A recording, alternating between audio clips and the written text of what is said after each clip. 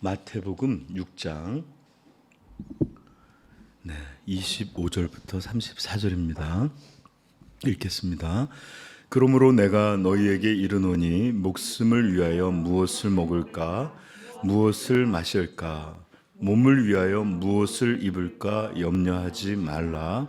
목숨이 음식보다 중하지 아니하며 몸이 의복보다 중하지 아니하냐. 공중의 새를 보라. 심지도 않고 거두지도 않고 창고에 모아들이지도 아니하되 너희 하늘 아버지께서 기르시나니 너희는 이것들보다 귀하지 아니하냐. 너희 중에 누가 염려함으로 그 키를 한 자라도 더할 수 있겠느냐. 또 너희가 어찌 의복을 위하여 염려하느냐. 들의 백합화가 어떻게 자라는가 생각하여 보라. 수고도 아니하고 길쌈도 아니하느니라. 솔로몬의 모든 영광으로도 입은 것이 이 꽃 하나만 같이 못하였느니라.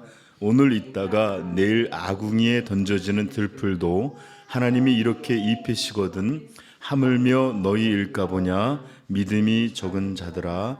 그러므로 염려하여 이르기를 무엇을 먹을까 무엇을 마실까 무엇을 입을까 하지 말라. 이는 다 이방인들이 구하는 것이라.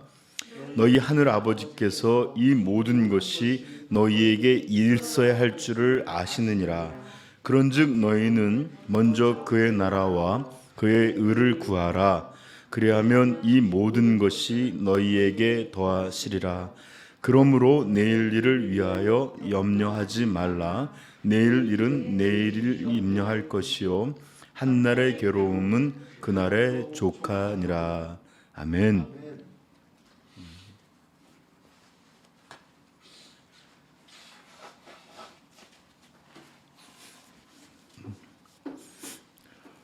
하나님 말씀을 준비하고 이렇게 공부하다 보면 정말 하나님 말씀을 내가 전할 수 있을까? 이렇게 무한히 깊은 것들을 어떻게 이 내용에 담겨져 있는 하나하나가 너무 놀라운 능력, 이렇게 말씀의 깊이를 갖고 있는데 이것들을 1시간 또는 2시간 안에 이것들을 어떻게 담아낼 수 있을까? 이런 불안이 막 들 때가 있어요. 그리고 못할 것 같다는 어떤 한계 같은 것도 들고, 사실 우리가 너무 잘 아는 말씀인데 이것을 가까이 가서 그 빛을 바라보니까 너무 깊고 부유한 것이 많아서 위축될 만큼. 그런데 여러분들, 오늘 듣는 설교가 오늘 말씀이 전부라고 생각할 수 없잖아요, 그렇죠? 예전에 어떤 그 유명한 강해 설교자 한 분이 이 산상설교를 준비하기 위해서 외국 분이신데 무려 25가지 종류의 주석을 갖다 놓고 주석만 그런 거예요. 나머지 그런 것 그렇게 놓고서 그분 자신도 굉장히 뛰어나신 분인데 그런 얘기를 듣고서 와, 굉장하다. 그런다 치더라도 그분은 내가 하나님 말씀을 완벽히 다 전했다 이런 생각이 들까요?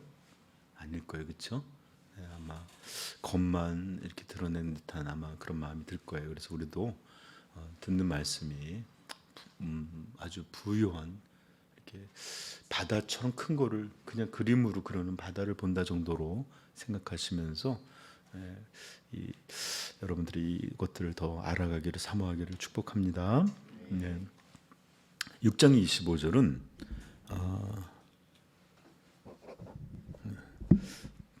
그러므로라고 시작하고 있어요.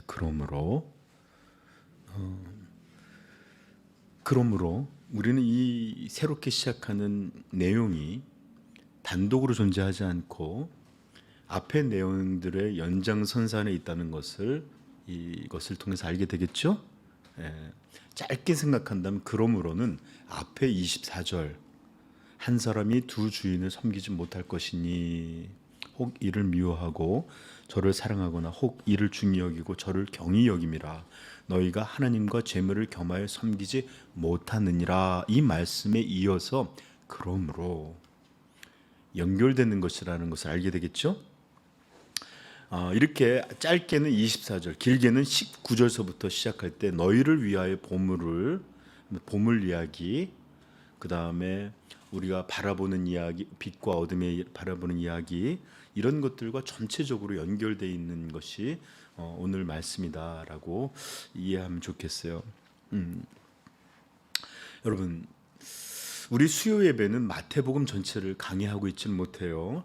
그렇지만 5장부터 7장 산상수훈을 지금 계속 27번째로 강의를 하고 있는데, 강의 설교만이 참된 설교의 방식은 아닙니다. 여러 가지 설교 방식이 있는데, 그럼에도 강의 설교는 아주 특별한 장점이 있는데, 성경 속 어떤 본문을 그것 자체로만이 아니라 전체 안에서, 전체에 의해서 이 내용을 살핌으로 더 명확하게 이 말씀이 어떤 것인지, 무엇을 위해 주어졌는지 이렇게 강해 설교를 하는 것보다 더 잘 드러내는 방식이 없어요. 물론 저도 종종 어떤 본문에 있는 어떤 중요한 그 진리만을 가지고 전할 때도 있지만, 이 강해 설교는 전체 안에서, 전체에 의해서 그 본문이 설명되고 이해되는 것이기에 더 분명하게 이해하는 그런 것을 얻을 수 있습니다. 오늘 본문도 그러한데 유명한 본문이기에 이것 자체로만 설교가 참 많이 이루어져요, 그렇죠? 네.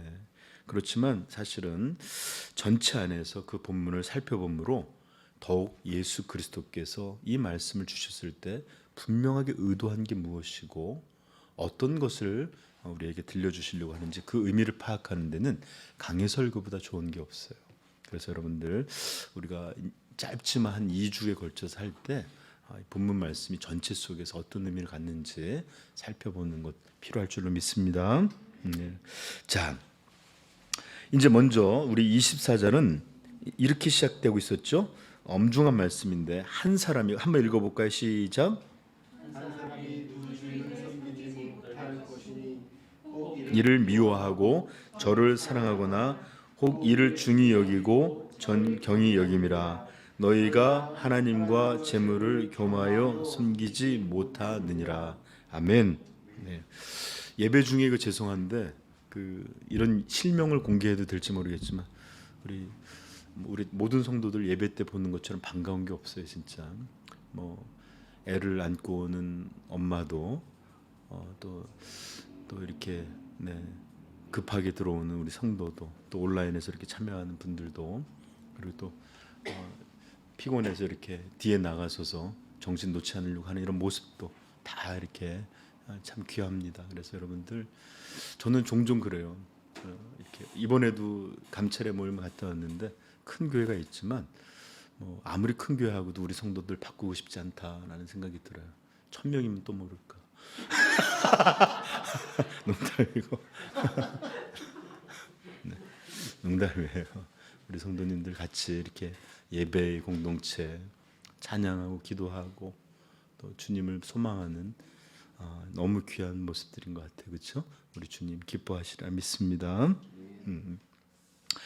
자, 이렇게 24절은 엄중한 말씀. 한 사람이 두 주인을 섬기지 못한다. 하나를 미워하든 하나를 사랑하든지 하나를 중히 여기면 하나를 가볍게 여기는 이런 일인데, 하나님, 이분과 재물이라고 부르는 맘몬인데, 이거는 나중에 신곡이나 또는 이런 소설들 통해서 맘몬이라는 게 인격체로 마귀로다가 악마로다 묘사돼서 맘모니즘 또는 맘몬하면 이 재물을 우상화시킨 이런 것들로 우리가 이해하고 있어요. 그래서 맘몬하면 재물이에요. 네. 재물을 겸하여 섬기지 못하느니라.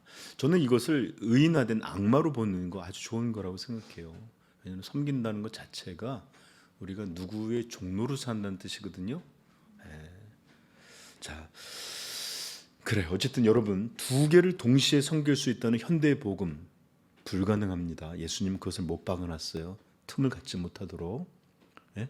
여기는 재물만이 아니라 하나님과 죄를, 하나님과 또 다른 것을, 하나님은 어떤 경우도 이런 배타적이고 그 다음에 아주 이렇게 독점적인 사랑을 나눈 적이 없어요. 아셨죠? 자, 그런데 여러분들 물어보겠습니다. 여러분들은 두 주인 중 어떤 주인을 섬기고 계시는지, 여러분들의 마음이 어떤 것을 섬기고 있는지 선명히 알고 계십니까? 제가 묻는 말은 여러분들의 대답이 아니에요. 생각이 실제 여러분들 안에 있는 깊은 차원. 우리는 다 하나님, 목사님 무슨 말씀이죠? 하나님 섬기죠. 네, 입술로는 다 그렇잖아요, 그렇죠? 그러나 우리의 진짜 중심에 있는 자기도 감지하지 못하는 깊은 차원에서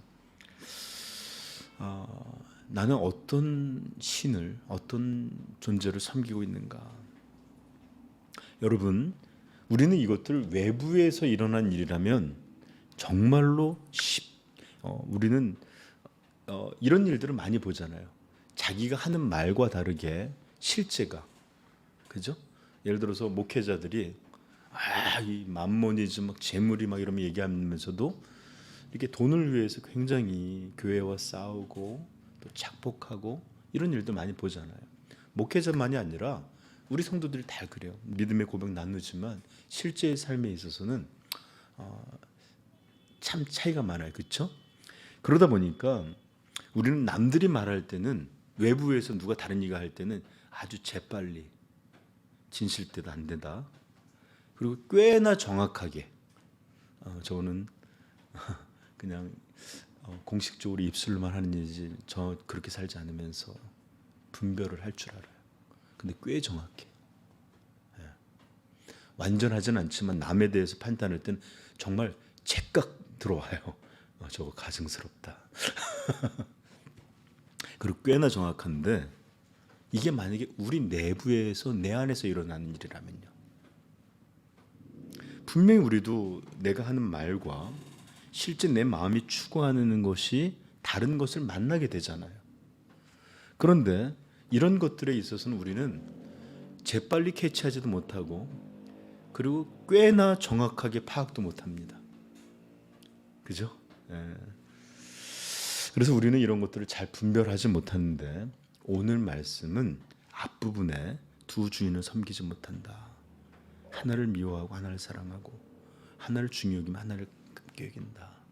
이런 말씀이 어떤 신을 내가 섬기고 있는지, 내가 진짜 마음으로는 어떤 하나님을 주로, 그리고 내가 그의 종으로 살아가는지를 분별할 수 있도록 주어진 말씀이에요. 그러니까 떨어진 말씀이 아니에요. 자, 그러므로 여러분들, 이런 것들이 여러분들의 마음을 잘 드러내 줄 텐데, 변명하기보다는 정직했으면 좋겠고, 교만한 마음 갖기보다는 겸손해서 이 진리가 나의 어떤 부분들에 대해서 들려줄 때에 여러분들이 피하지 않고 서 있기를 바라요. 네. 25절은 이렇게 시작합니다. 읽어볼까요? 시작. 그러므로, 앞부분이 연결되어 있는 거예요. 내가 너희에게 이르노니 목숨을 위하여 무엇을 먹을까, 무엇을 마실까, 몸을 위하여 무엇을 입을까 염려하지 말라. 목숨이 음식보다 중하지 아니하며 몸이 의복보다. 네, 이게 다 밑에 것들은 지배하는 아주 중요한 말씀인데, 이런 것과 우리가 무엇을 섬기는지하고 연결되어 있어요. 한마디로 이 말씀을 앞에 말씀과 연장선에서 살핀다면, 한 사람이 하는 염려는 내가 어떤 신을 섬기고 있는지, 한 사람이 드러내는 염려는 나의 진짜 하나님은 어떤 존재인지, 어떤 분을 섬기고 있는지를 선명히 보여준다라는 거예요. 염려를 통해서 내 진짜 신이 드러납니다. 먹는 것, 마시는 것, 입는 것, 기타 등등의 자기 목숨을 위해서, 자기를 위해서 불안하고 염려하고 걱정하고 이런 것들에 매여 사는 사람은 그의 말이 얼마나 아름다운 신앙 고백을 하든지, 그의 말이 얼마나 고도에 훈련된 신앙의 이야기를 하든지 상관없이 그는 만몬을 섬기고 있는 사람이에요. 그의 삶이 이런 염려로 매어 살고, 이런 염려로 크득한 삶을 산다. 그가 보이는 신앙의 행위, 그가 고백하는 신앙의 고백, 이런 것과 상관없이 그 염려는 그가 하나님이냐 또는 재물이냐 라는 이 두 신 사이에서 어디에 진짜 마음을 두르고 있는지를 보여준다 이 말이에요. 그러하기에 예수님은 하나님의 나라에 속하게 된 이 제자들에게 이렇게 말씀하신 거예요. 염려하지 말라. 어떤 것에 대해 염려하지 말라. 무엇을 먹을까 입을까, 의식주, 생존, 살아가는 것, 이런 것들에 대한 염려, 이것은 하나님을 섬기는 자들의 삶이 아니라 만몬을 하나님으로 여기고 살아가는 재물을, 물질을, 돈을 하나님으로 섬기고 살아가는 사람들의 모습이다. 이렇게 드러내는 거예요. 그러고 난 다음에 예수님께서는 제자들에게 왜 염려하지 말아야 될지를 몇 가지 방식으로 설명하는데, 첫 번째는 하나님의 이 자연 만물을 움직이시는 섭리에 대한 그런 교훈으로서 먼저 말하죠. 말씀으로 이렇게 자연이 움직이는 이런 것들을 통해서 염려에 대해서 우리에게 깨닫게 하시는데, 여러분 여기서 주목해야 될 것은 생각하라는 말입니다. 생각하라. 조용히 진지하게 이런 문제에 대해서 생각해 볼 줄 알아야 돼요. 여러분 한 달을 살다 보면 내가 몇 번이나 인생의 문제에 대해서, 하나님을 섬기는 것에 대해서, 나의 영혼에 대해서 정말 진지하게 생각해 보는 자 정말 손에 꼽아요. 그런데 우리가 내가 걱정하는 염려에 대해서, 내가 이 땅에서 바라보는 것에 대해서, 내가 갖는 어떤 수많은 불안이나 이런 것들에 대해 얼마나 많이 그런 것들에 대해서는 주목해 봐요. 자, 어쨌든 여기서는 필요한 게 생각이라는 건데, 생각 여러분 잘 듣길 바래요. 첫 번째, 예수님은 새에 대해서 이야기를 하십니다. 공중의 새를 보라. 26절. 심지도 않고 거두지도 않고 창고에 모아들이지도 아니하되. 여러분 새가, 까마귀나 이런 새들이 굉장히 지혜롭다죠. 창고에 가서 이렇게 씨 물어와서 자기 텃밭에서 이렇게 가둬놓고 부리가처럼 물 뿌려주고, 비가 오면 이렇게 물꼬리 내주고, 이래서 막 모아놓은 다음에 다 물어다가 이렇게 자기만의 이렇게 모아두는 그런 새들 봤습니까? 이렇게 하는 새 없어요. 물론 꼭 이런 얘기하면, 목사님 그래도 이렇게 뭔가 이렇게 씨앗 같은 것들을 모아두는 새들 있지 않어요? 이러는데 일반적으로 이런 거 하지 않지 않느냐. 삶을 위해서 자기가 어떤 심는 거, 뿌리는 거, 거두는 거, 애쓰는 거 하는 게 뭐가 있느냐.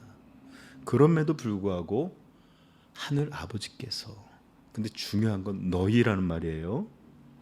이 하나님을 부르는 용어를 잘 기억해야 돼요. 그냥 하나님이 너희 하늘 아버지께서 기르시나니. 자연의 모든 것은 우리 하나님의 기르시는 바입니다. 이것들보다 너희는 귀하지 아니하냐. 새를 보라는 거예요. 새를 보라는 게 무슨 뜻이죠? 그냥 쭉 보라는 거 아니에요. 새를 관찰하고 생각해 보라는 겁니다. 종종 그래요. 이렇게 나무들이 이제 제가 나이가 드니까 확실히 세월을 더 빨리 의식하는데, 나무들이 봄이 되면 연한 이파리를 올리고, 또 여름이 되면 그게 아주 싱싱해지고, 또 가을이 되면 이렇게 이파리를 날리고 이제 길에 떨어지는데, 가을이 되면 쓸쓸해요. 이제 나도 가을이구나. 이제 곧 겨울이 오겠구나 하는데, 이렇게 자연 만물이 참 신기해요. 근데 새들도 그래요. 우리 먹고 사는 게 얼마나 힘들어요. 그죠? 다들 고생하고 어떻게 하면 더 팔고 어떻게 하면, 그렇게 하는데 얘들은 아무것도 안 하는데 그냥 살아요. 그렇죠? 그런데 참 신기합니다. 그래서 생각해 보라는 거예요. 여러분 다시 한번 얘기하지만, 생각은 천국을 얻게 하는, 복락을 얻게 하는데도 처음부터 끝까지 중요합니다. 그 다음에 지옥에 빠지고 저주에 임할 때까지도 생각은 정말로 처음과 끝까지 같이 합니다. 생각은 복과 저주의 처음과 끝에서부터 언제나 함께해서 인생에 있어서 가장 중요한 기능이에요. 죄가 뭘로 옵니까? 생각으로 옵니다. 거룩은 뭘로 옵니까? 하나님을 향한 영광에 대한 생각들로 옵니다. 여러분, 생각이 어느 날 막, 우린 똑같은 몸이에요. 그런데 생각이 딱 이제 나는 더 이상 내 육신의 삶을 언제까지 이어가겠나. 정말 마지막 남은 인생 주를 위해서 부어드려야겠다. 위필드가 그랬다지만, 조지 위필드가 나는 녹슬어 없어지기보다 달아 없어지기를 소망합니다 하는 것처럼 하나님을 향해서 한번 온전히 살아봐야 되겠다. 이런 생각하는 사람과, 이번에 목회자 모임 갔더니 저보고 그러더라고요. 아유, 이 목사 나이 드신 분들이 노세 젊어서 노세 그 말 알지. 나이 드니까 어디 가는 것도 힘들어. 젊을 때 많이 다니고 놀아. 내가 막 이럴까 하다가 네, 젊을 때 섬겨야죠, 그렇죠? 인생 더 이런 생각 하나 차이가 정말로 삶을 변화식 다르게 만들어. 그러므로 생각하셔야 돼요. 그러면 여기서 새를 보라라는 건 눈에 말하는 거 아닙니다. 관찰해라. 주목하고 관찰하고 생각해봐라. 저 새들 그냥 막 흔한 참새 한 마리, 그것도 그냥 살고 또 생존하고 또 번식하고 이런 놀라운 걸 이루잖아요, 그렇죠? 심지도 거두지도 창고를 만들지도 않는데 하나님 기르신다라는 거예요. 여러분, 새들은 오직 하나님의 섭리로만 살아갑니다. 예. 그러나 여러분 잘 들어보세요. 이게 그러나 새들을 하나님 기르신다고 해서 새들이 아무것도 않고 누워 있어서 시간 되면 이렇게 해서 살찌우고 이러지 않죠. 네. 새들은 어떤 동물보다 부지런해요. 정말 제가 예전에 토론토에 살던 집은 조그만 정원이 있는데, 이놈의 새끼들 그냥 새벽기도 갈 땐 좋지만 새벽기도 없는 날이 있는데 4시부터 막 지지대는데 그냥 쫙쫙쫙쫙 그 시간부터 돌아다니면서 찾아요. 어떤 동물보다 부지런해요. 그러나 여러분 기억하세요. 새들이 부지런해서 살아가는 게 아니에요. 하나님이 그들을 기르시니까 살아가는 거예요. 이 차이를 알길 바라요. 하나님은 그들에게 새라는 존재의 특성과 생명을 주셨어요. 그리고 부지런함이라는 본성도 주셨어요. 그리고 그들이 움직여서 살아갈 수 있는 건강, 또 어디서 먹을 수 있는지, 씨앗이 있는지를 배우는 그런 것, 또 어디 가면 이렇게 먹을 수 있는 모든 이런 것들을 그들에게 이렇게 주셔서 살게 하신 것이지, 그냥 부지런한 날로만 다닌다고 여러분 얻어먹는 게 아니잖아요, 그렇죠? 마치 우리도 마찬가지예요. 하나님이 기르신다 해서 노력이 없는 것도 아니고 힘든 일이 없는 것도, 땀 흘리고 애쓰고, 그러나 그걸로 살아가는 게 아니에요. 자, 여러분, 새들도 이렇게 기르시는데 참새 한 마리 떨어지는 것도 하나님이 허락치 아니하시면 떨어질 수가 않는데요. 요즘 참새 없지만 옛날에 참새 정말 흔했어요. 포장마차마다 이렇게 막 부리채 통째로 올려져 있고, 이것 하나도 하나님의 이 허락 없이는, 섭리 없이는 절대로 떨어지지 않고, 이것 하나 살아가는 것도 다 하나님이 기르시고 돌보신다는 거예요. 그런데 하물며 하나님을 아버지라 부르는 자녀들에게 하나님 그냥 있겠냐 말이에요. 그래서 예수님 말을, 너희는 이것들보다 귀하지 아니하냐. 그러면 뒤에 있는 말 뭐죠? 그러므로 절대로 너희를 내버려 두지 않는다. 이 말이 생략되는 말이에요. 이런 것들에 대해서 새가 어떻게 우리를 가르치는지 알고 싶으면 존 스토트의 새 우리의 선생님이라는 책이 있으니까, 이렇게 그분이 새를 사진 찍고 이렇게 새에 대해서 배운 거, 이런 것들 책으로 만들어 놨어요. 진짜 새 우리의 선생, 이거 보고서 만드신 거예요. 그래서 새가 어떻게, 이제 제가 하나 기억나는 거, 황새가 매년 계절마다 이렇게 다시 돌아가는 회귀하는 걸 보면서 우리는 하나님께 돌아가야 된다는 것을 세드론 보여줍니다. 뭐 이런 내용이라든지. 그래서 여러분들 혹 보실 수 있으면 보십시오. 네. 두 번째, 예수님께서는 염려에 대해서, 키에 대해서 말합니다. 읽어볼까요? 우리 26절 시작. 27절. 너희 중에 누가 염려함으로 그 키를 한 자라도 더할 수 있겠느냐. 요즘 유튜버를 보면 성인들도 키 크는 약이 있다고 그래서 제가 좀 알아볼까 했는데, 이 헬라어 단어의 헬리키아는 키라고도 번역이 되고 수명이라고도 번역이 됩니다. 그래서 여러분 여기 이렇게 보시면, 또는 목숨 이렇게 돼 있죠? 아마 이렇게 그 표시되어 있는 거 보면 그렇게 돼 있는데, 뭐 키든 아니면 목숨이든 이런 거예요. 누가 염려한다고? 저 좀 보세요. 그 진화론자들은 염려 많이 하면 커질 수 있어요. 그러니까 자기들이 필요함에 따라서 이렇게 변할 수 있다고 생각하거든요. 그럼 슈퍼 사이언이 되는 것처럼 커할 수 있는지도 몰라요. 저도 한 180 되면은 이렇게 더 보기 좋지 않을까요? 네, 그랬으면 더 좋았을 텐데. 네, 여러분 만약 염려해서 키가 커질 수 있다면 염려 많이 해야죠. 근데 요즘 현대의학은 뭐죠? 걱정하고 근심하면 오히려 몸이 성장하는 데 도움이 안 된다죠. 그래서 우리 한국 학생들이 너무 학교나 이런 거에 시들려서 더 클 수 있는데 못 큰대요. 자, 키가 아니라 수명이라고 한번 생각해 봅시다. 염려해서 수명을 늘릴 수 있습니까? 저는 염려해서 수명 늘릴 수 있다면 지금부터 염려 맨날 할 거예요. 쭉 100살까지만.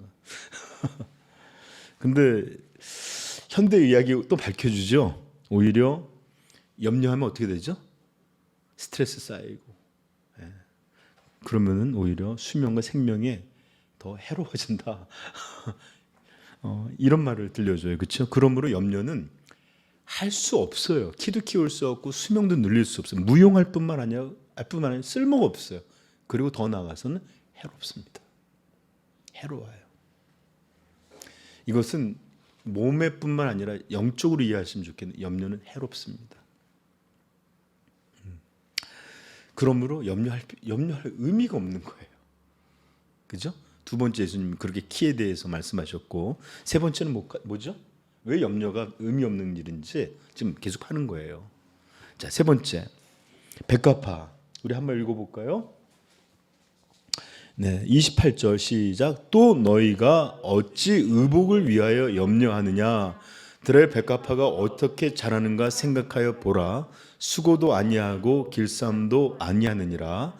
그러나 내가 너희에게 말하노니 솔로몬의 모든 영광으로 입은 것이 이 꽃 하나만 같지. 야, 진짜 창조주시기 때문에 이런 말씀을 할 수 있는 거예요. 그 흔한 들꽃과 솔로몬이 입었던 그 영화로운 금, 실크, 옷과 어떻게 비교합니까? 그런데 현대 문명은, 과학은 꽃 하나가 우주가 담김처럼 굉장한 것들로 이루어졌다고 우리에게 가르쳐주죠.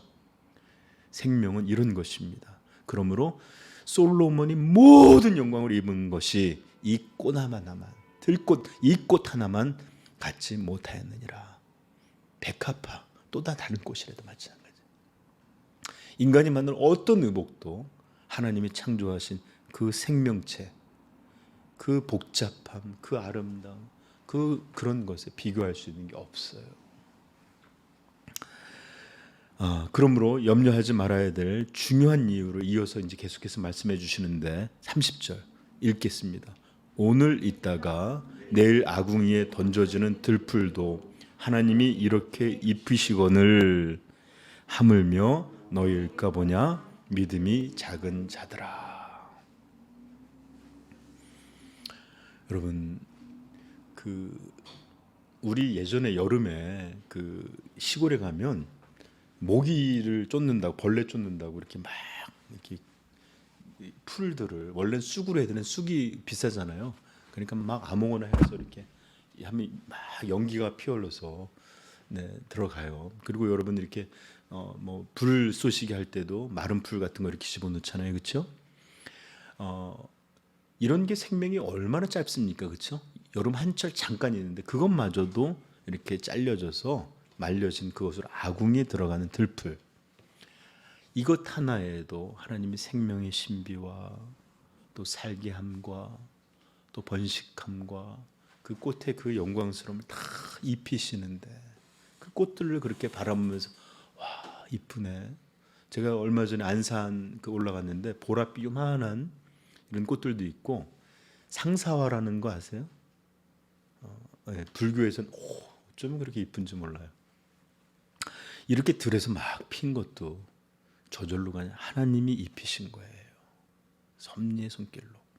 근데 하물며 이런 그냥 잠시 있다가 없어지는 것들, 아무도 주목하지 않는 것들, 있다가도 금세 불쏘시개로 사라지는 이렇게 허무한 것처럼 보이는, 하찮은 것처럼 보이는 것도 그의 모든 영광으로 생명과 이어짐과 이런 걸로 입으면 하물며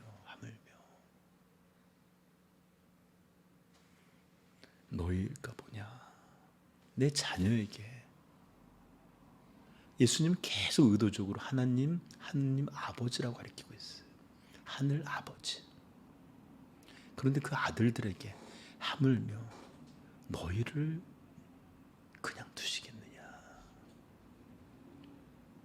하나님은 그분의 자녀를 아끼시고 하나님은 사랑하심으로 그들을 돌보신다 이런 말이에요. 여러분 제가 전에도 여러분들도 자녀 사랑하잖아요. 예? 자기는 못 먹고 자기는 못 쓰고 그리고 땀 흘리고 고생하고 해도 그냥 자기는 그냥 발발거리고 못 써도 애들 먹이는 거라면 그렇게 덤썩덤썩 잘하는데 하나님은 여러분들보다 사랑에 있어서 능력에 있어서 우리 여러분 부모님들보다 열등하십니까? 예? 여러분들이 더 우월하십니까? 내 새끼는 내가 더 잘 먹이고 내가 더 사랑하는데 하나님은 그분의 자녀들을 향해서 능력도 없으시고 그런 사랑도 없이 그냥 뱀들이 새끼만 이렇게 알만 낳고 훅 하듯이 그냥 니들 알아서 살아 이런 하나님이세요? 그래서 여러분들이 부모인 여러분들이 하나님 아버지보다 더 사랑이 많고 더 능력이 많네. 그렇게 여러분 하나님은 여러분들보다도 못한 그런 열등하신 그런 존재시나요? 말이 되지 않습니다. 하물며 하늘 아버지께서 하물며 너희 자녀들을 향해서 입히시고 돌보시고 살리시고 이러지 않겠느냐. 이 믿음이 없는 자들아. 그러므로 31절 같이 한번 읽어봅시다.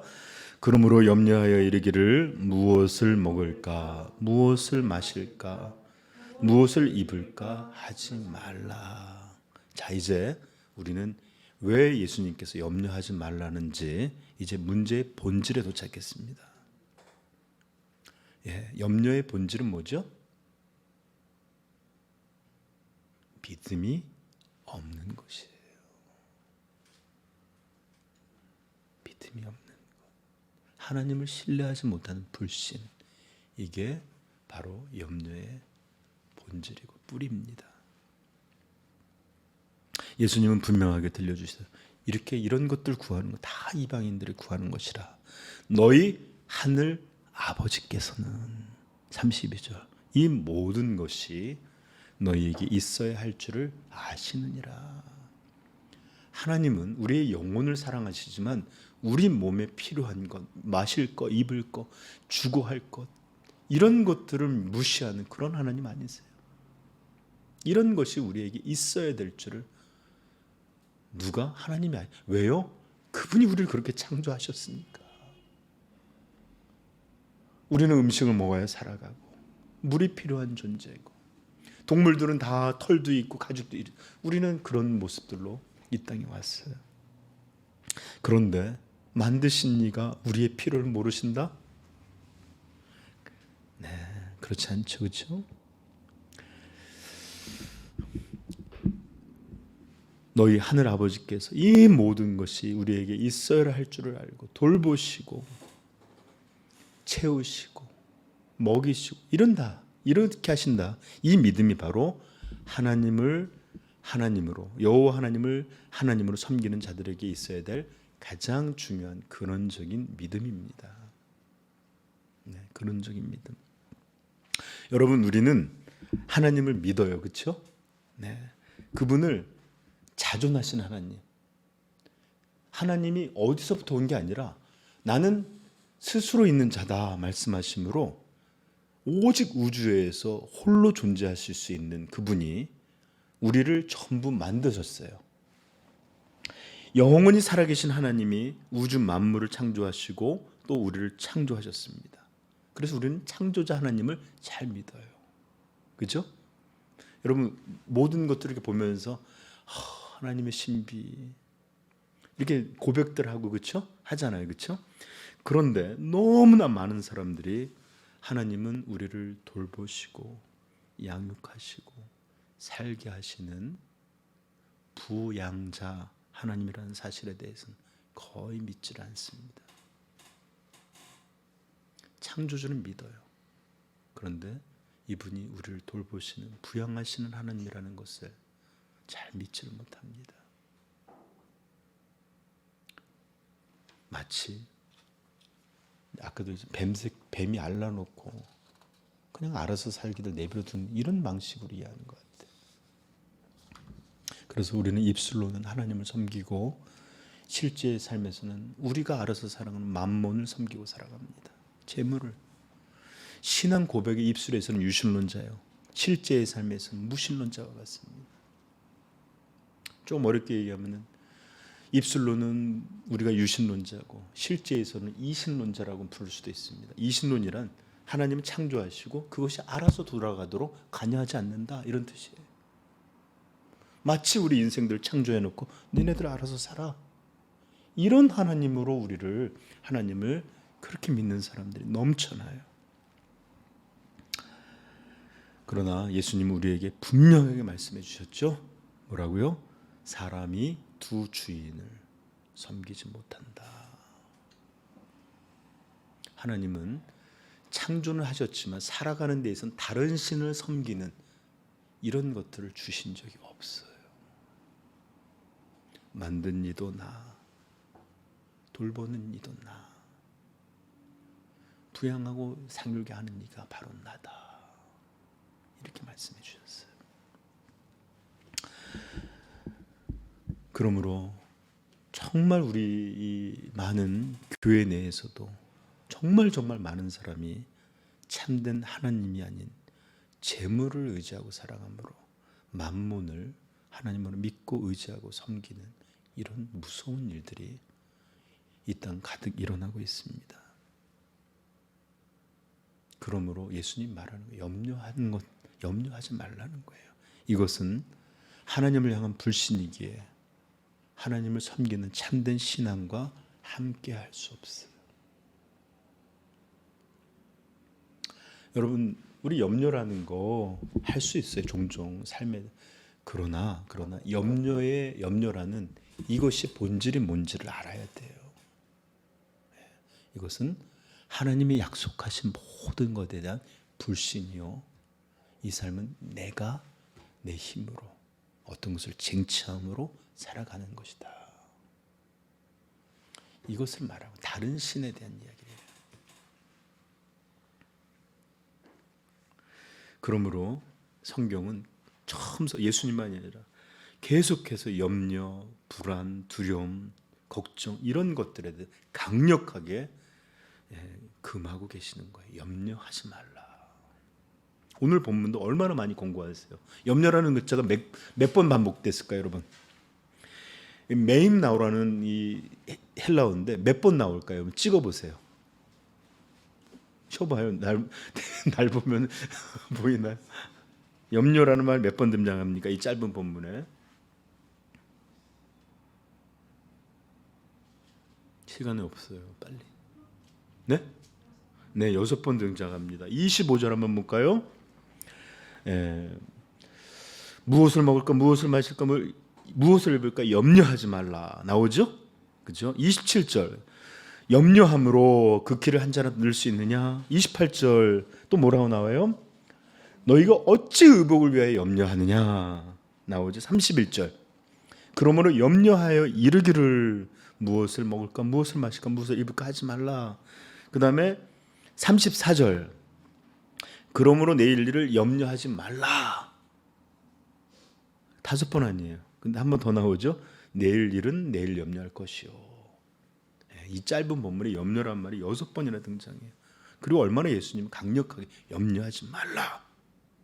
그죠? 그리고 비유들로 말씀하시고. 그러므로 여러분 얼마나 이것이 강력한 권고예요. 그렇죠? 염려하는 거 안 됩니다. 네. 그리고 예수님은 이 천국 가르침에서도 염려 이야기를 하는데 마태복음 13장 22절 이 천국은 마치 씨 뿌리는 비유와 같다는데 여기 가시떨기에 뿌려졌다는 것은 어떤 것이냐 말씀하시면서 뿌려졌다는 것은 말씀을 들으나 세상의 염려와 재물의 유혹에 말씀이 막혀 결실하지 못하는 자느니라. 말씀을 들었어요. 뿌리를 내렸어요. 자랐어요. 염려와 재물에 대한 염려들. 그 다음에 누가복음에서는 향락에 대한 유혹 때문에 재물, 이 세상의 염려 이것이 바로 이 말씀이 자라지 못하게 하는 중요한 아주 원인 중에 하나입니다.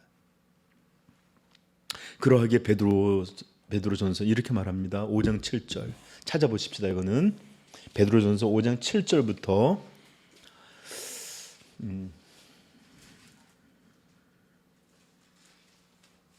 읽겠습니다.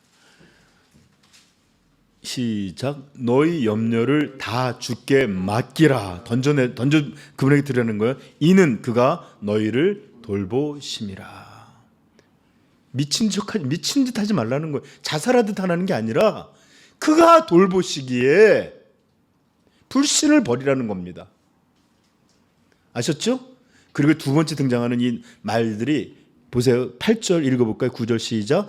근신하라 깨어라 너희 대적 마귀가 우는 사자같이 두루 다니며 삼키체를 찾나니 너희는 믿음을 굳건하게 하여 이게 가치 있는 말씀이라는 뜻이에요. 염려를 맡기지 않을 때 여러분들이 그것들에 대해서 근심하고 걱정하고 이것들을 내가 어떻게 하면 살아 이럴 때 너희 대적 마귀가 우는 사자같이 두루 다니며 삼킬 자를 찾는다는 거예요. 여러분 염려는 아까도 그랬지만 해로워요. 좀 이따 더 그런 이유를 그러니까 너희는 믿음을 굳게 하여 염려함이 아니라 그분을 신뢰함으로 그가 너희를 돌보신다는 이것을 분명히 믿음으로 굳건하여 그를 대적하라. 여러분 염려하라는 말의 반대말이 뭐죠? 이렇게 많이 힌트를 줬으니까 염려하지 말라의 다른 뜻. 이건 부정적인 표현이면 긍정적인 표현 어떤 거예요? 믿으라, 신뢰하라, 의지하라예요. 그리고 또 성경은 이것들에 대해서 얼마나 많이 말하겠어요, 그렇죠? 신뢰하라는 말을 다른 말로 하면 염려하지 말라는 얘기예요. 시편 제가 읽어드릴게요. 시편 37편 5절 내 길을 여호와께 맡기라. 그를 의지하면 그가 이루시고 내 의를 빛같이 나타내시며 내 공의를 정오의 빛같이 하시리로다. 여호와 앞에 잠잠하고 참고 기다리라. 자기 길을 형통하며 악한 꾀를 이루는 자 때문에 불평하지 말지어다. 분을 그치고 노를 버리며 불평하지 말라. 오히려 악을 만들 뿐이라. 진실로 악을 행하는 자들은 끊어질 것이나 여호와를 소망하는 자들은 땅을 차지하리로다. 아멘. 여호와께 맡기고 의지하라. 불평이나 원망이 이러지 마라. 기다리라. 믿으라. 그러면 하나님께서 이런 일들을 놀랍게 채워주신다. 이런 말이에요. 시편 55편 22절도 말합니다. 내 짐을 여호와께 맡기라. 이걸 예수님 뭐라고 말했죠? 수고하고 무거운 짐진 자들아 다 내게로 오라. 그죠? 내가 기절시켜서 못 느끼게 하겠다는 뜻 아니죠? 내가 그것을 채워주겠다 이런 뜻이에요. 그가 너를 붙드시고 의인의 요동함을 영원히 허락하지 아니하시리로다. 히브리서 13장 5절은 이건 찾아보셔야 돼요. 중요한 말씀이니까 히브리서 13장 5절.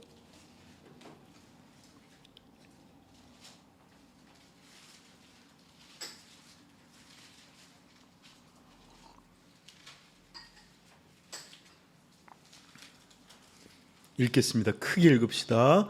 돈을 사랑하지 말고 있는 바를 족한 줄로 알라.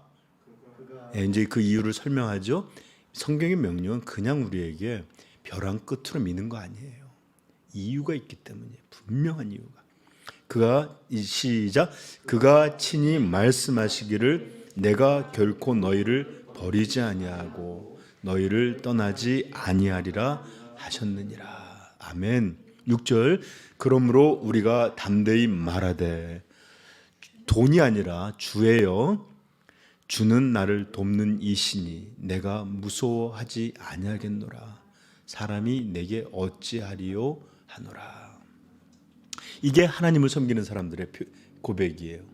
그러나 만몬 재물을 섬기는 사람들 이렇게 말해요. 내가 담대히 말하되 돈은 나를 돕는 이시니 내가 뭘 무서워하리요?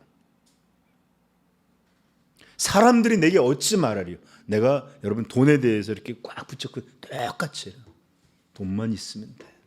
그것들 다 필요 없어. 돈만 있으면 돼.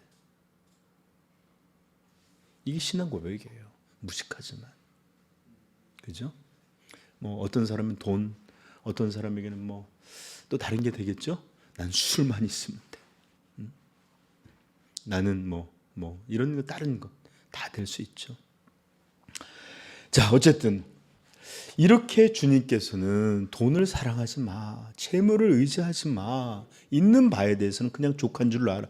내가 분명히 하나님 친히 말, 내가 너희를 결코 버리지 아니하고 너희를 떠나지 아니라 약속을 주셨는데 믿지를 못하는 거예요. 불안한 거예요. 네, 바로 여기에서 실패와 무너짐이 생깁니다. 항상 신앙인들은 이런 불신에서부터 이런 염려하는 태도, 불안, 걱정, 두려움이 죄로 향한 문을 활짝 여는 이런 일들을 맨날 해요. 여러분, 아브라함이 왜 자기 아내 사라를 누이라고 했죠? 이집트에 가면 이 자기 이쁜 아내를 인하여서 자기를 죽이고 뺏어갈까 봐 두려웠어요. 그러니까 똑똑한 사람이죠. 누이라 하자. 그러면 살리라. 그러고선 아내를 시집 보내고 재물까지 갖자. 여러분 왜 그랬을까요? 하나님을 신뢰하지 못했기 때문이에요. 첫째는 하나님의 능력이 자기를 조그마한 데서 인도한 것과 다르게 대제국 애굽에서도 하나님이 하나님인지를 자신할 수 없었는지도 몰라요. 또 한 가지는 하나님이 나에 대해서 그렇게 보호하시고 나를 지켜주실까? 하나님의 사랑에 대해서 확신이 없었어요. 그러니까 자기가 자기 스스로의 지혜와 자기 스스로의 방식과 이런 것들로 하는 거예요. 아브라함의 무너짐은 불신 때문이었어요. 능력과 그분의 사랑인데, 여러분 왜 이스라엘은 그렇게도 하나님한테 많이 혼나고 사사기에서도 그런데도 왜 바알 신앙을 못 벗어났죠? 왜 끊임없이 거기서 반복하고 그랬죠?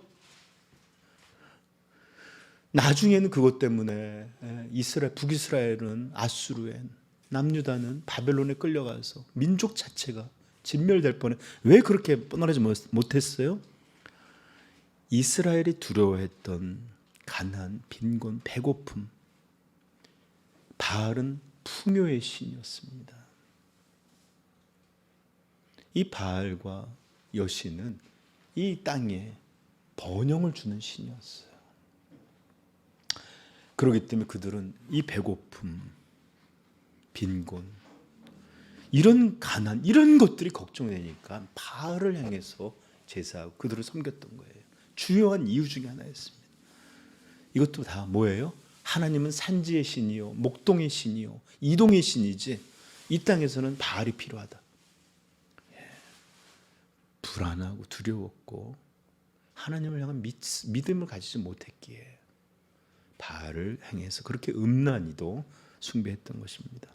여러분, 하나님이 이스라엘을 많이 책망했던 이유 중에 하나는 뭡니까? 하나님께 구하지 않고 하나님을 의지하지 않고 어찌하여 너희가 애굽으로 아수르로 열방으로 아람으로 어찌하여 그렇게 쫓아가느냐, 어찌하여 그들의 신들을 갖다 놓고 이렇게 음란히 섬기느냐.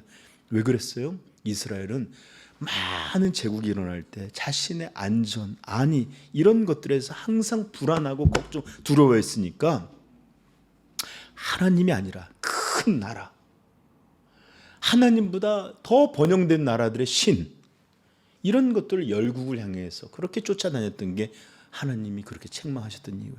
이 모든 일들이 하나님의 사랑과 온 우주를 통제하시는 그분의 능력에 대해 그들이 신뢰하지 못함에서 온, 염려하면서 온, 불신에서 온 죄들이었습니다. 그리고 이런 일들은 사실 출애굽 때도 계속 그랬어요. 이거 좀 길지만 시편 78편 한번 가봅시다. 시편 78편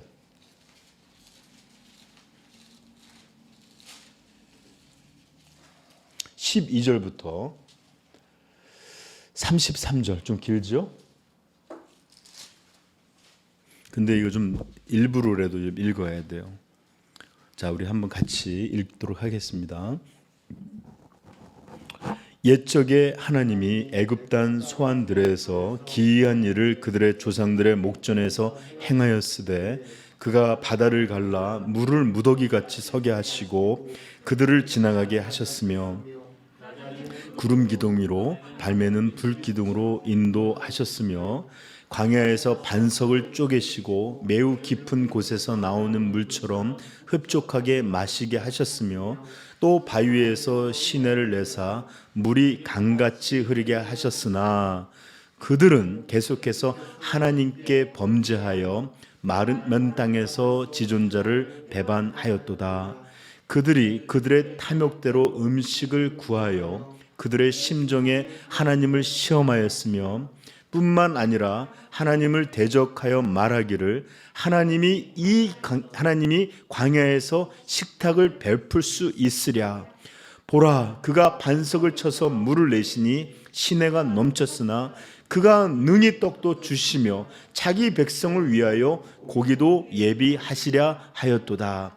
그러므로 여호와께서 듣고 노하셨으며 야곱에서 치 노하셨고 이는 하나님을 믿지 아니하며 그 구원을 의지하지 아니한 때문이로다. 그러나 그가 위에 궁창을 명령하시며 하늘 문을 여시고 그들에게 만나를 비같이 내려 먹이시며 하늘 양식을 그들에게 주셨나니 사람이 힘센 자의 떡을 먹었으며 그가 음식을 그들에게 충족히 주셨도다. 그가 동풍을 하늘에서 일으게 하시며 그의 권능으로 비같이 내리시고 나는 새를 바다에 모래같이 내리셨도다. 그가 그것들을 그들의 진중에 떨어지게 하사 그들의 거처에 거두셨으므로 그들이 먹고 심히 배불렀나니 하나님이 그들이 원하는 대로 그들에게 주셨도다. 그러나 그들이 그들의 욕심을 버리지 아니하여 그들이 먹을 것이 아직 그들의 입에 있을 때에 하나님이 그들에게 노염을 나타내사 그들 중 강한 자를 죽이시며 이스라엘 청년을 쳐 엎드리셨도다. 이러함에도 그들은 여전히 범죄하여 그의 기이한 일들을 믿지 아니하였으므로 하나님이 그들의 날들을 헛되이 보내게 하시며 그들을 햇수로 두려움으로 보내게 하셨도다. 아멘. 무슨 내용이죠? 이렇게 많은 기적, 이렇게 많은 능력, 이렇게 많은 돌봄을 했음에도 불구하고 하나님이 이 광야에서 어떻게 식탁을 내려 하며 불신하는 거예요. 물이 없으면 물이 없다. 고기가 없으면 고기. 그럼 만나를 내려주셔서 매일매일 하라 했더니 어떻게 했죠? 또 그 못된 습성을 버리죠. 하나님을 의지하게 살게 하려고 만나를 주셨거든요. 하나님이 여러분 들어보세요. 저 좀 보세요. 광야에서 신발이 옷이 따르지 않게 능력을 주셨다 그랬어요. 그렇죠? 그렇다면 하나님이 그 광야에 있는 동에 쫙 쏘고 쫙 해서 음식을 먹지 않아도 피곤치 않고 굶주리지 않고 죽지 않고 이렇게 할 수 있었을까 없었을까요? 하실 수 있었을 거예요. 그럼에도 매일 아침 하늘에서 이 이슬처럼 내는 만나를 따서 요리를 이렇게 하신 왜요? 약속을 준행하나 하지 않나 시험하려고 했는데 또 그 짓을 해서 자기들이 모아놓고 이것들을 확보하려고 그랬어요. 하나님 노하셨습니다. 이게 썩게 만들었어요. 그래서 매일매일 하나님의 약속, 내가 주시겠다 그 약속대로 나와서 매일매일 먹도록 하신 거예요. 근데 사람들은 끝끝내 이렇게 하나님을 향해서 신뢰들을 하지 못합니다.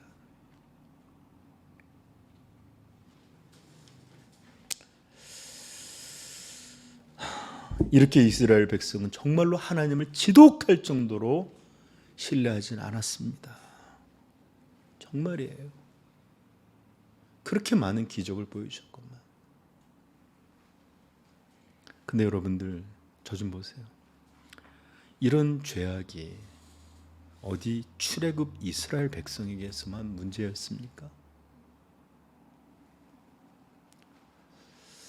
저는 이것이 출애굽만의 기록이 아니라 오늘날 우리 그리스도인들이 가장 믿음 없는 영역이 말로 바로 이렇게 재물이 아닌 하나님을 아니 오직 하나님만을 신뢰하도록 하는 이 말씀에 대해서 가장 믿음이 없는 영역인 것 같아요.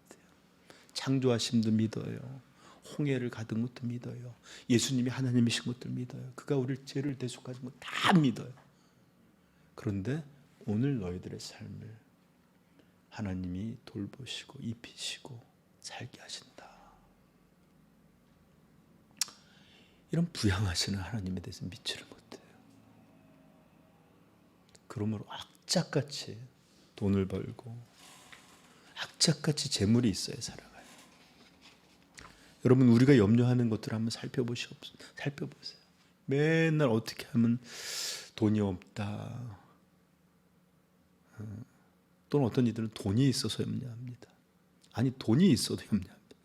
여러분 염려라는 것은 하나의 삶의 방식이에요.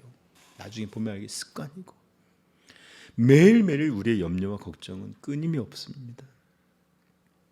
그리고 세상 천지가 심지어 교회마저도 먹고 사는 문제들 이런 것 기도하는 거 한번 제가 하늘에 다 확인해 볼 수는 없지만 성도들이 하는 그렇게 하지도 않는 기도들 대부분 모아서 분석해 보면 전부 먹고 사는 문제일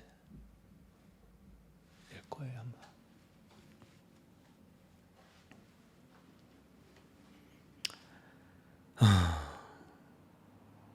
여러분 히브리서 아까 읽었잖아요. 돈을 재물을 사랑하지 말라. 있는 말을 좋게 여겨라. 하나님 주신 환경에서 살아라. 그가 친히 말씀하시기를 내가 결코 너희를 버리지 아니하고 너희를 떠나지 아니하리라 하셨느니라. 우리 성도들의 삶은 잔고의 숫자로 살아가는 게 아니에요. 하나님의 약속을 믿고 살아가는 거예요. 이게 성도의 삶입니다. 여러분 예수님은 제자들을 전도 여행을 둘씩 보내실 때 어떻게 말씀하셨는지 들어보세요. 마가복음 6장 7절부터 읽어드릴게요. 12제자를 부르사 둘씩 보내시며 더러운 귀신을 제어하는 권능을 주시고 명하시되 여행을 위하여 지팡이 외에는 양식이나 배낭이나 전대의 돈이나 아무것도 가지지 말며 신을 신고 두 벌 옷도 입지 말라 하시고. 왜 이런 명령을 주셨을까요? 여행을 위하여 이 선교를 전도를 위해 지팡이 외에 지팡이는 주셨어요. 외에는 양식도 배낭도 전대의 돈도 아무것도 가지지 말고 신도 신마시고 옷도 하나 두 개의 여유뿐 가지지 말라는 거예요. 그리고 가서 전도하라. 왜 이런 명령을 하셨을까요? 네? 무엇 때문에요? 예수님은 이들을 단지 기능적으로 무엇인가를 전하는 일을 말하는 게 아니라 제자들이잖아요. 가르치시는 겁니다. 너희들은 빈몸으로 가서 하나님만 신뢰하는 법을 배워라. 광야의 훈련이 바로 그겁니다. 내가 농사한 거, 내가 판 우물, 내가 얻은 게 아니라 하나님이 하늘에서 먹이시고 하나님이 반석을 여시고 하나님이 돌보신다는 배웠어야 됨에도 그들은 배우지를 못했어요. 제자들에게 똑같은 일을 하신 겁니다. 하나님만 신뢰하고 너희가 가진 전대, 너희가 가진 어떤 양 이런 게 아니라 하나님만을 바라고 살아라. 이것에 대해서 말씀만 한 게 아니라 타이밍이 감사합니다 그런 것 같아요. 그것을 정말로 경험을 통해서 그들에게 체득시키려고 하시는 것이 바로 예수님의 목적이었습니다. 근데 여러분 물어봅시다. 제자들이 쫄딱 망해서 들어왔을까요? 거지처럼 막 어디 가서 거기 뭐 어디 이렇게 보호소에 쓰러져서 있습니다 이런 얘기 들렸을까요? 아니에요. 여기 누가복음 10장 17절에 보면 70인이 기뻐하여 돌아와 이르되 주여 주여 주의 이름이면 귀신들도 우리에게 항복하다이다.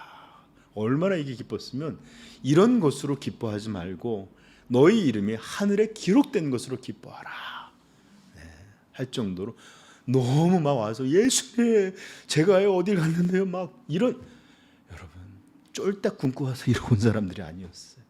하나님이 정말로 먹이시던데요.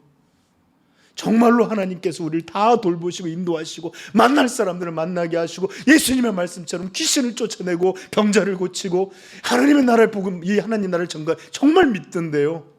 이것들을 와서 기뻐하는 거예요.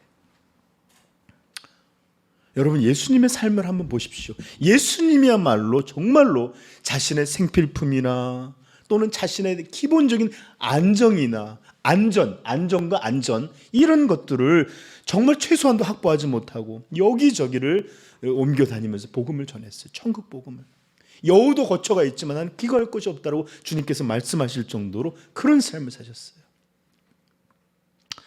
이런 본으로서 제자들에게 하나님만을 의지하는 삶을 보이셨고 제자들에게도 그런 삶을 가르치시고 훈련케 하셨습니다.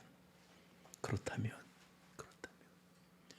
오늘날 예수님의 제자인 우리들에게도 그 가르침을 그 본을 우리에게 가르치시고 훈련하고 싶어 하시지 않으시겠어요? 그렇죠? 여러분 예수님이 우리에게 가르치려고 하시는 그 삶은 돈의 풍족함이나 사람들의 의지함으로 내가 도울게 이런 것으로 살고 이런 게 아니라 오직 하나님을 의지하는 삶, 그분의 약속만 붙드는 삶, 이런 삶을 살도록 예수님은 가르치고 싶어 하지 않으시겠어요? 그러므로 여러분들 사랑하는 우리 성도님들은 우리 하늘 아버지가 온 우주를 창조하신 창조자일 뿐만 아니라 동물과 식물들을 입히시고 먹이시는 그런 분이시고 하물며 아들의 죽음으로 말미암아 그의 자녀된 우리들을 부양하시지 않는 그런 하나님이시겠냐고 말이에요. 그러므로 성도는 하나님이 우리를 기르신다는 것을 믿는 사람입니다. 하나님이 그분의 자녀들에게 의식주를 공급해 주신다라는 것을 굳건히 믿는 자들이 바로 성도들이에요. 우리들이 새들보다 백합화보다 하나님이 더 귀히 여기고 사랑하신다라는 것을 우리가 믿는 자들이 바로 성도들입니다. 아멘. 네. 여러분 서양에 잘 알려진 시라고 하는데 제가 좀 읽어드릴게요.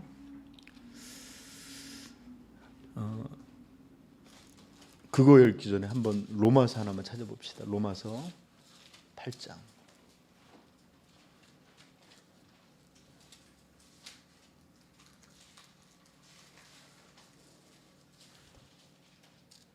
(32절) 이거 하나 꼭 외워두시길 바랍니다.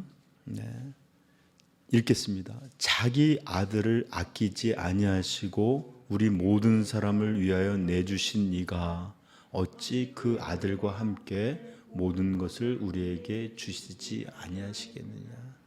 아멘. 아들도 주셨는데 양식을 안 먹여주겠냐고요. 출애굽에 그 많은 기적을 재앙을 내려주시고 바다를 구원해냈는데 광야에서 굶기겠냔 말이에요. 자기 아들을 통해서 생명을 구한 이들을 하나님이 내버려 두시겠냔 말이에요. 그러므로 불신은 죄입니다. 죄. 하나님을 그런 하나님이라고 말하는 죄예요.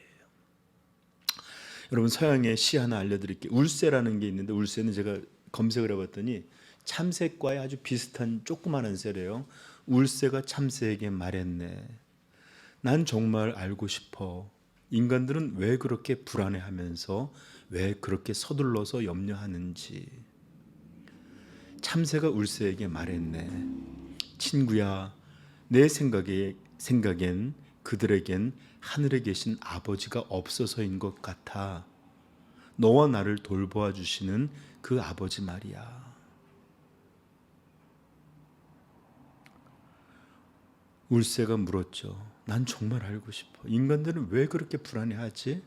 왜 그렇게 서둘러서 염려하지? 그랬더니 참새가 울새에게 대답해 준 거야. 친구야, 내 생각엔 그들에겐 하늘에 계신 아버지가 없어서인 것 같아. 너와 나를 돌보아 주시는 그 아버지 말이야. 사랑하는 성도 여러분, 염려는 하나님을 불신하는 것입니다. 그러므로 참된 신앙과 함께 갈 수 없어요. 염려는 하나님이 계시지 않는다는 고백이며, 염려는 하나님이 우리를 사랑하지 않는다는 말이며, 염려는 하나님이 우리를 돌보지도 양육하시지도 아끼시지도 않는다는 그런 말이에요. 고백이에요. 더 나아가 염려는 나에게는 하나님이 아닌 다른 신이 필요해요 라고 고백하는 것입니다. 그러므로 하나님이 아닌 다른 신을 추구하는 것이 결코 작은 죄가 아니듯이 하나님을 신뢰하지 않는 것, 그러하게 하는 세상 모든 염려들은 결코 작은 허물이 아닙니다. 그러므로 우리 성도들은 재물이라는 하나님 아닌 다른 신을 의지하여 사는 그런 우상 숭배와 같은 삶을 살아갈 수 없어요. 그러므로 성도들은 반드시 기억해야 합니다. 우리 기독교인의 삶은 하나님을 믿는, 그분을 신뢰하고 의지하는 것, 이것이 우리 삶의 전부라는 것, 그리고 하나님은 이것만을 기뻐하신다라는 것을 반드시 기억해야 합니다. 믿음이 없이는 하나님을 기쁘시게 하지 못하나니. 자, 이제 여러분들에게 하박국서와 히브리서 말씀 두 구절을 읽어드리고 오늘 설교로 마치려고 합니다. 여러분들이 오늘 염려가 가진 그 본질에 대해서 눈뜨실 수 있기를 바라요. 그리고 우리의 삶은 어떤 삶이었는지, 어떤 삶으로 부르심인지도 여러분들 다시 한번 깨닫게 되길 바랍니다. 하박국서 2장 4절입니다. 보라, 그의 마음은 교만하며 그 속에서 정직하지 못하나 의인은 그의 믿음으로 말미암아 살리라. 히브리서 10장 38절은 말합니다. 나의 의인은 믿음으로 말미암아 살리라. 또한 뒤로 물러가면 내 마음이 그를 기뻐하지 아니하리라 하셨느니라. 여러분, 성도의 삶은 믿음의 삶입니다. 그런 믿음의 가장 중요한 측면 중에 하나가 하나님은 우리를 먹이시고 입히시고 또 살게 하시는, 부양하시는 하나님이시다 라는 게 우리가 믿어야 될 중요한 것 중에 하나예요. 그러므로 여러분들, 하나님을 믿음으로 하나님을 기쁘시게 하고 또 하나님의 약속을 의지함으로 하나님이 정말로 우리를 부양하시는, 그 놀라운 은혜들을 경험하고 또 증거하고 세상에 찬양할 수 있는 우리 삼위영광교회 되기를 소망합니다. 같이 기도하겠습니다.